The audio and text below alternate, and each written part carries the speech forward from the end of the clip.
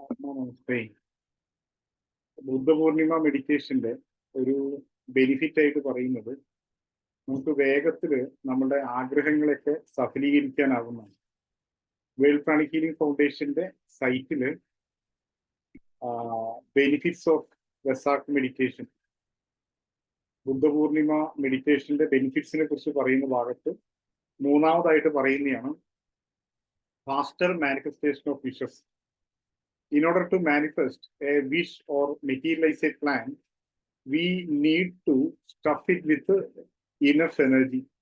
So നമുക്ക് എന്തും ഒന്ന് മാനിഫെസ്റ്റ് ചെയ്യണമെങ്കിൽ, നമുക്കത് മെറ്റീരിയലൈസ് ചെയ്യണമെന്നുണ്ടെങ്കിൽ നമുക്കത് മാക്സിമം എനർജി കൊണ്ട് നമുക്ക് അത് മെറ്റീരിയലൈസ് ചെയ്യാൻ വേണ്ട എനർജി നമുക്ക് ഉണ്ടായിരിക്കണം.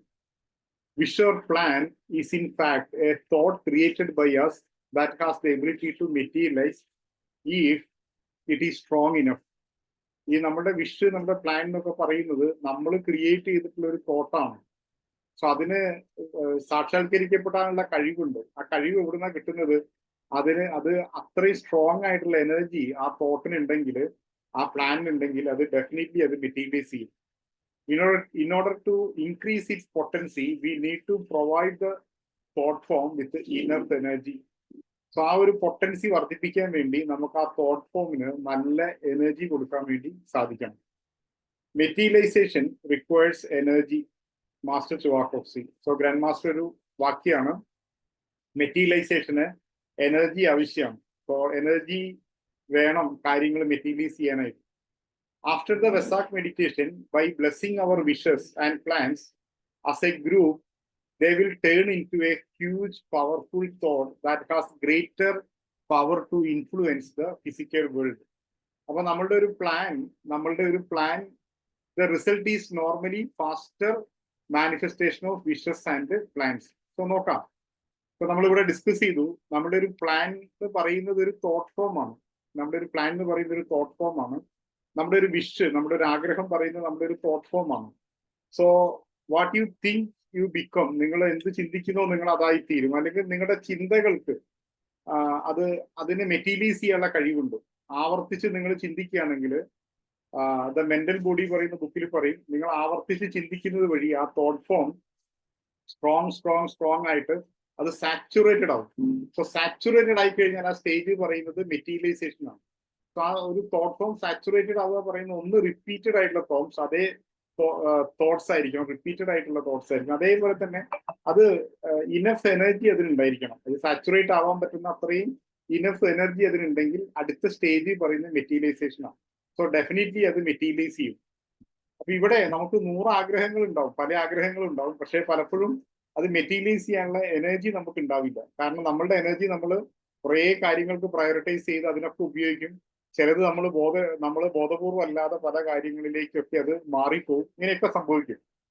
ഇനി നമുക്ക് നല്ലൊരു എനർജി, ധാരാളം സമൃദ്ധമായിട്ടൊരു എനർജി നമുക്ക് റിസീവ് ചെയ്യാൻ പറ്റുന്ന ഒരു അവസ്ഥയിൽ നമുക്ക് ഈ എനർജിയെ നമ്മുടെ തോട്ടിലേക്ക്, നമ്മുടെ വിഷിലേക്ക്, നമ്മുടെ ആഗ്രഹങ്ങളിലേക്ക് ഒക്കെ നമുക്ക് ഡയറക്റ്റ് ചെയ്യാൻ സാധിക്കുകയാണെങ്കിൽ ആ ആഗ്രഹം, നിങ്ങളുടെ ഒരു വിഷ്, നിങ്ങളുടെ ഒരു പ്ലാൻ, നിങ്ങളുടെ ഒരു പ്രോജക്റ്റ് അത്ര കണ്ട് ഊർജ്ജവൽക്കരിക്കപ്പെടും, അത്ര കണ്ട് എനർജൈസ്ഡ് ആവും. ആ തോട്ടിന് ഇനഫ് എനർജി കിട്ടും. So master says materialisation requires energy. Materialisation energy ആവശ്യമാണ്. സോ ഈ വെസാക്ക് മെഡിറ്റേഷനിൽ എനിക്കോ നിങ്ങൾക്കോ സങ്കല്പിക്കാൻ പോലും പറ്റാത്ത അത്രയും അളവിലാണ് ആ വെസാക്ക് എനർജി, ആ ഉയർന്ന ഡിവൈൻ എനർജി നമ്മളിലേക്ക് വരുന്നത്. സോ നമുക്ക് അതിനുശേഷം ഈവൻ ഗ്രൂപ്പായിട്ടാണ് നമ്മൾ ചെയ്യുന്നത്. ഗ്രൂപ്പായിട്ടും കൂടെ ചെയ്യുമ്പോൾ അത് എത്രയോ മടങ്ങായിട്ട് മാഗ്നിഫൈ ചെയ്യും.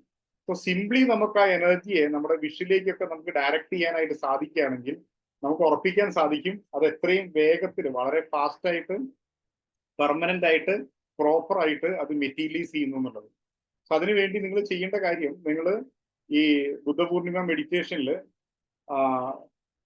കൊച്ചിയിൽ പങ്കെടുക്കാൻ വരുന്ന ആൾക്കാർ, നിങ്ങൾക്ക് നിങ്ങളുടെ വിഷസ് ഒരു പ്രയോറിറ്റി കൊടുത്തിട്ട് 1, 2, 3 അങ്ങനെയാണ് നിങ്ങളുടെ വിഷസ് ഒരു 3 വിഷയെങ്കിലും നിങ്ങൾ പ്രയോറിറ്റൈസ് ചെയ്തിട്ട് അത് എഴുതി വരിക. അതേപോലെ തന്നെ നിങ്ങൾക്ക് നല്ല ക്ലാരിറ്റി, അത് എങ്ങനെയാണ് നിങ്ങൾ മെറ്റീരിയലൈസ് ചെയ്യേണ്ടതെന്നുള്ളതിനെ കുറിച്ചുള്ള ഒരു ക്ലാരിറ്റി നിങ്ങൾ ഉണ്ടാക്കി വെക്കുക. അതിനുശേഷം നമുക്ക് അതെങ്ങനെയാണ് നമ്മൾ അതിനെ എനർജൈസ് ചെയ്യുന്നത്, എങ്ങനെയാണ് നമ്മൾ അതിന് ഇനഫ് എനർജി പ്രൊവൈഡ് ചെയ്യുന്നത്, അതിന് നമ്മൾ എന്തെല്ലാം ചെയ്യണം എന്നുള്ള കാര്യങ്ങളൊക്കെ നമ്മൾ അവിടെ ഗൈഡ് ചെയ്യും. ഓക്കെ.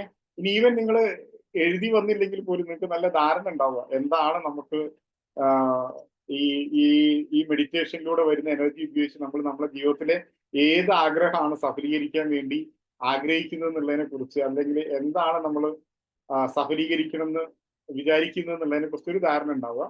സോ അവിടെ നിങ്ങൾക്ക് എഴുതി വരാത്ത ആൾക്കാർക്കാണെങ്കിലും അവിടെ നമുക്ക് അതിനുള്ള സൗകര്യങ്ങൾ ഉണ്ടാവും, നിങ്ങളെ ഗൈഡ് ചെയ്യും. സോ പ്രോപ്പർ വേയിൽ നമുക്ക് എങ്ങനെ നമ്മുടെ വിഷസിലേക്കൊക്കെ കൂടുതൽ എനർജി ആങ്കർ ചെയ്യിച്ചുകൊണ്ട്, അല്ലെങ്കിൽ കൂടുതൽ എനർജൈസ് ചെയ്തുകൊണ്ട്, ആ വിഷനെ കൂടുതൽ ഊർജ്ജവൽക്കരിച്ചുകൊണ്ട് ആ വിഷസ് ഒക്കെ എത്രയും വേഗത്തിൽ ഫുൾഫിൽ ചെയ്യുന്നു എന്ന് ഉറപ്പിക്കാം എന്നുള്ളത്, അതിനു വേണ്ട കാര്യങ്ങളൊക്കെ നിങ്ങൾ അവിടെ ഗൈഡ് ചെയ്യും.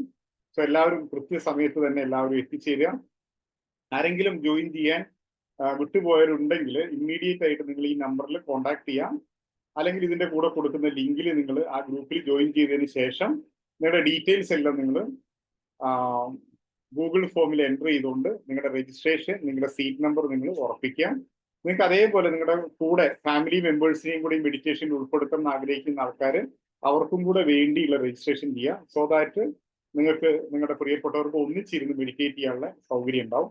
സോ നിങ്ങൾ എല്ലാവരും ഒരിക്കൽ കൂടെ ബുദ്ധപൂർണിമ മെഡിറ്റേഷനിലേക്ക് സ്വാഗതം ചെയ്യുന്നു.